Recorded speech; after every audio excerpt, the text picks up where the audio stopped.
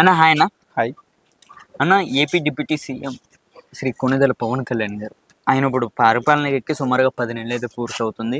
ఆయన ఓకే. ఆయా పదవికి ఉప ముఖ్యమంత్రిగా ఆయన ఇప్పుడు ఆయన పరిపాలన కోసం మీరు ఏమంటారు? ఆయన వచ్చిన తర్వాత రాజకీయాల్లో కొన్ని మార్పులు చేర్పులు అయితే చాలా జరిగినాయి.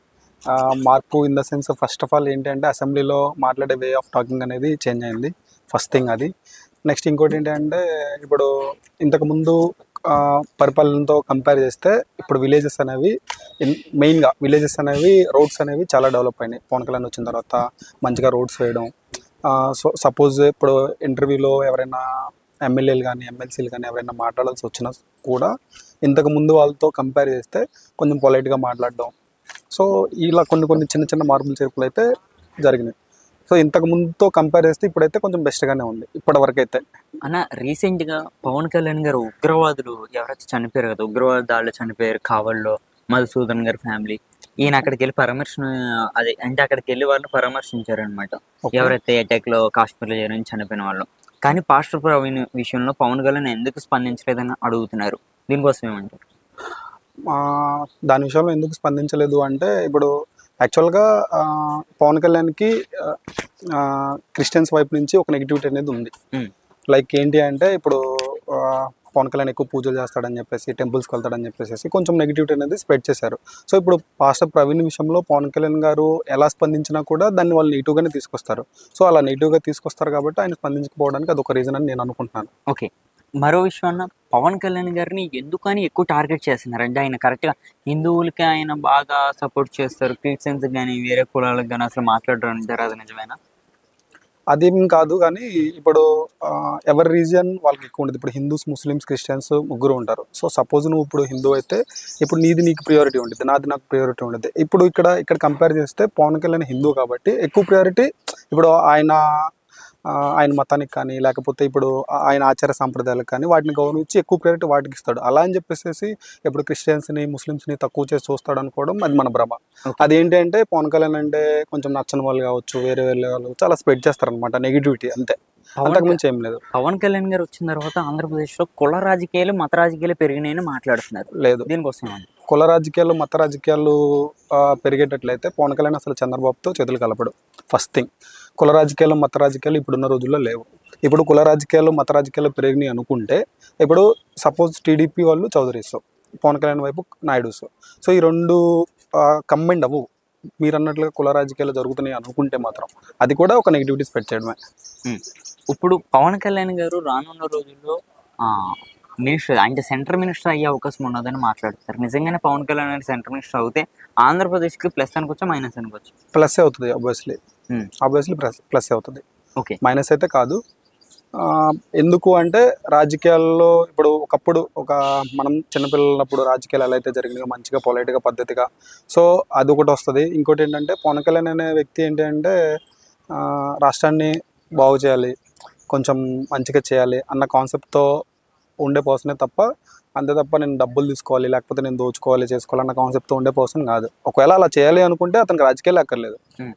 కానీ పవన్ కళ్యాణ్ గారు ఇప్పుడు కూడా ఇంకా ఈ మాట బయట అయితే వినిపిస్తుంది, ఇంకా ప్యాకేజీ తీసుకుంటున్నారు కూటమి నుంచి, చంద్రబాబు నుంచి, అందుకని ఈ మధ్యనే మాట్లాడతారు.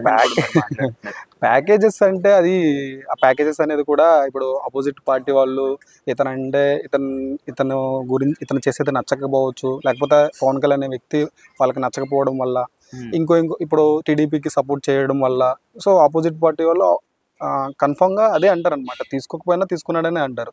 సో దాన్ని మనకి క్లారిటీగా తెలియకోకుండా తీసుకున్నాడని చెప్పేసి చెప్పలేం కదా మనం కూడా ఎవరికైనా. అన్న పవన్ కళ్యాణ్ గారు వచ్చిన తర్వాత ఆంధ్రప్రదేశ్కి ఏమైనా అభివృద్ధి జరుగుతుందా అంటే అభివృద్ధి కార్యక్రమం? ఆబ్వియస్లీ జరుగుతుంది సెన్స్ ఎగ్జాంపుల్ ఇప్పుడు మా విలేజ్ రోడ్ ఉంది, ఆల్మోస్ట్ 12 years తర్వాత రీసెంట్గా రోడ్ కన్స్ట్రక్షన్ చేశారనమాట, R&B రోడ్స్. అలా ఒక మా విలేజ్ అనే కాకుండా నేను చూసిన సరౌండింగ్స్లో చాలా విలేజెస్లో రోడ్స్ అనేవి కన్స్ట్రక్షన్ జరిగినాయి న్యూగా. చూస్తుంటే పవన్ కళ్యాణ్ గారు రానున్న రోజుల్లో సీఎం అయ్యే అవకాశం ఉంది ఆంధ్రప్రదేశ్? అది చెప్పలేము, ఇంకా అది జనాలు డిసైడ్ చేయాల్సిందే, అది మనం ఎలా చెప్పగలం. అది ఏంటి అంటే ఇప్పుడు ప్రజెంట్ వీళ్ళు పొత్తులో ఉన్నారు కాబట్టి మనం అదైతే డిసైడ్ చేయలేంది సీఎం అవుతాడు లేదనేది. ఓకే. మరి కూటమితో కలిసి ఉండే అవకాశం ఉందో చివరి వరకు? అది కూడా చెప్పలేంలే.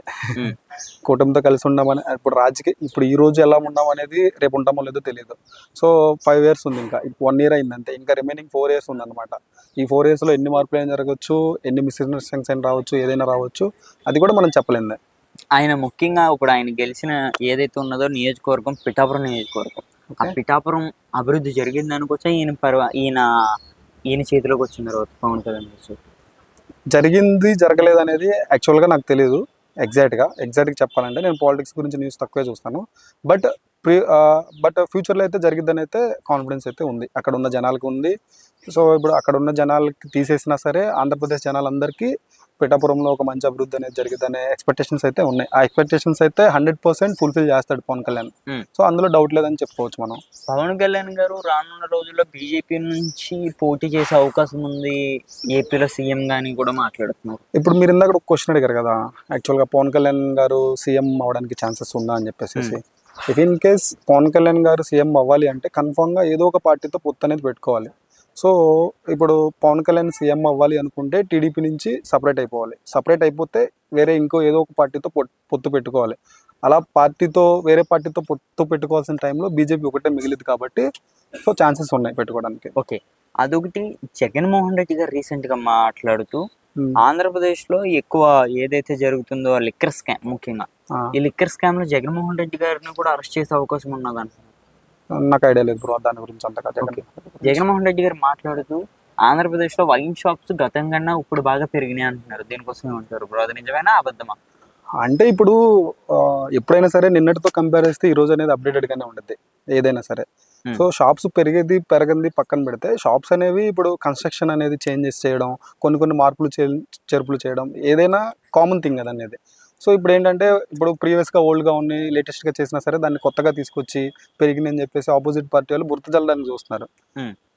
అది మనం అంతగా తీసుకోవాల్సిన విషయం కాదు. స్కామ్లు ఏం పెరగలేదు. బట్ ఇంతకు ముందుతో కంపేర్ చేస్తే షాప్స్ పెరిగినా కూడా ఇంతకు ముందంతా స్కామ్ అయితే ఇప్పుడైతే జరగట్లేదు. ఓకే.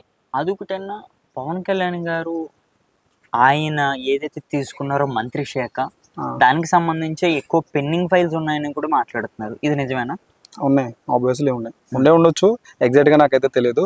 నాకు తెలిసిన దాని వరకు అయితే కన్ఫర్మ్గా ఉంటాయి. అంటే పెండింగ్ వర్క్స్ అయితే పెండింగ్ వర్క్స్ చాలా ఉన్నాయి. ఇప్పుడు ఎగ్జాంపుల్ ఇక్కడ రోడ్సే ఉన్నాయి కదా. ఇప్పుడు జగన్ పరిపాలనలో ఇంతకు ముందు ఉన్న పరిపాలనలో ఒక్క రోడ్ కూడా వేసింది లేదు. సో ఒక్క విలేజెస్లో కూడా ఏమి అభివృద్ధి జరిగింది లేదు. ఇప్పుడు వాళ్ళ రిలేటెడ్ వాళ్ళకి ఓట్లు పడిన ఊర్లో తప్పించి రిమైనింగ్ ఎక్కడ అభివృద్ధి జరిగింది లేదు. సో ఇప్పుడు 5 years నుంచి వర్క్ అంతా పెండింగ్ ఉంది కాబట్టి ఆ ఫైల్స్ అవన్నీ అలా ఉండిపోయినాయి. మరి పవన్ కళ్యాణ్ గారు ఈ ముద్ర ఏదైతే ఉన్నదో ఆయన వర్క్ చేయట్లేదు అంటే, ఆయన ఈ మధ్యన బయటికి రావట్లేదు అని కూడా మరి మాట్లాడుతున్నారు. మరి ఇది తొలగించే అవకాశం ఉంది ఆయన?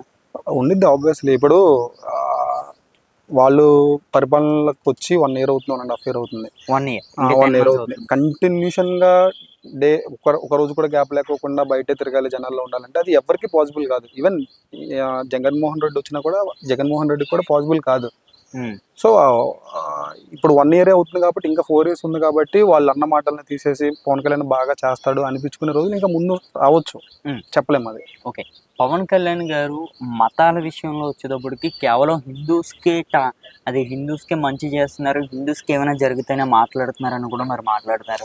అది కూడా అపోనెంట్ పార్టీ వాళ్ళు మతాల పరంగా తీసుకొచ్చి గొడవలు తీసుకురావడానికి, పవన్ కళ్యాణ్ హిందూ మతానికి ఒక్కదానికి రిలేటెడ్ అని చూపించి పవన్ కళ్యాణ్ మీద నెగిటివిటీ క్రియేట్ చేయడానికి చెప్తున్నారు తప్ప, టు బి ఫ్రాంక్ చెప్పాలి అంటే పవన్ కళ్యాణ్ అలాంటి వ్యక్తి కాదు. సో తన మతానికి తను ఇంపార్టెన్స్ ఇస్తాడు, ఆపోజిట్ మతాలను కూడా గౌరవిస్తాడు, ఆబ్వియస్లీ గౌరవిస్తాడు. ఇప్పుడు పవన్ కళ్యాణ్ పార్టీలో ఉన్న నాయకులకి అదే చెప్తాడు, పవన్ కళ్యాణ్ ఫ్యాన్స్ కూడా అదే చెప్తాడు. అది ఏంటి అంటే ఇప్పుడు అపోనెంట్ పార్టీ వాళ్ళు దాన్ని ఒక పాయింట్ లాగా తీసుకుని పవన్ కళ్యాణ్ హిందూ మతానికే సపోర్ట్ చేస్తాడు, వేరే మతాలకు సపోర్ట్ చేయడానికి చెప్పేసి వేరే వాళ్ళు బురద చల్లడానికి ట్రై చేస్తున్నారు తప్పించి అది నిజం కాదు. ఇప్పుడు కూటమి ప్రభుత్వం ఏదైతే సూపర్ 6 అమలు చేసిందో అది మీకు కూడా తెలిసే ఉంటుంది. ఈ సూపర్ 6లో చాలా ఉన్నాయి, మనకి పిల్లలకి అవ్వచ్చు ఫ్రీ, అలాగే పథకాలు ఏవైతే ఉన్నాయో మరి ఇవంతా కూడా ఎందుకని ఇంకా అప్లోడ్ అవ్వలేదని కూడా మాట్లాడుతున్నారు. దీనికోసం ఏమంటారు?